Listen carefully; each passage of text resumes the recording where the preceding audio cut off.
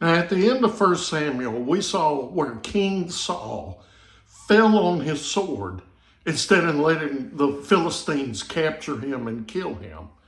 And in today's reading, an Amalekite man comes to inform David that Saul and his family are dead. And so let me read to you 2 Samuel 1, verse 5 through 15. 2 Samuel 1, beginning in verse 5. David asked the young man who had brought him the report, "How do you know Saul and his son Jonathan are dead?" "I happened to be on Mount Gilboa," he replied, "and there was Saul leaning on his spear. And at the very moment, the chariots of the cavalry were closing in on him. When he turned around and saw me, he called out to me. So I answered, I'm at your service. And he asked me, 'Who are you?' And I told him, 'I'm an Amalekite.'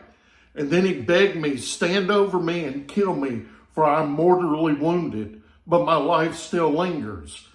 So I stood over him and killed him because I knew that after he had fallen, he couldn't survive. I took the crown that was on his head and the armband that was on his arm and brought them here to my Lord. Then David took hold of his clothes and tore them, and all the men with me did the same. And they mourned, wept, and fasted until evening for those who died by the sword, for Saul and son Jonathan, the Lord's people, and the house of Israel." And David inquired of the young man who had brought him the report, "Where are you from?"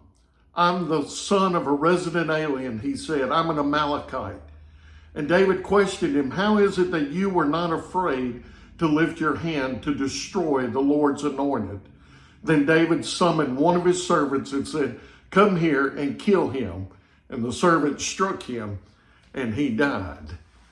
Now, this may seem a little strange to us that David would kill this man.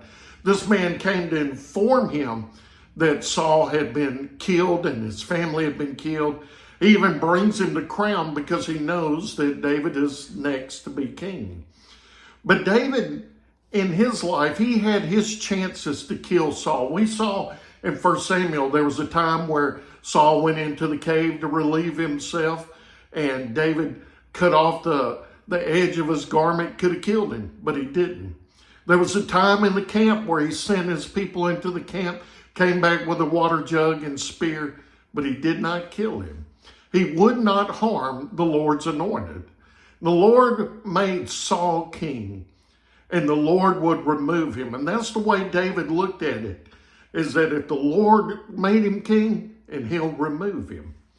And so we've seen a dichotomy in life here. Saul was was not loyal, but David was. And the question then it leaves for us, who do we identify with more? How about you? Are you loyal to the Lord, or are you not like Saul? And for the rest of this week, we'll be looking at the Psalms and 1 Chronicles, so I hope that you'll join me again.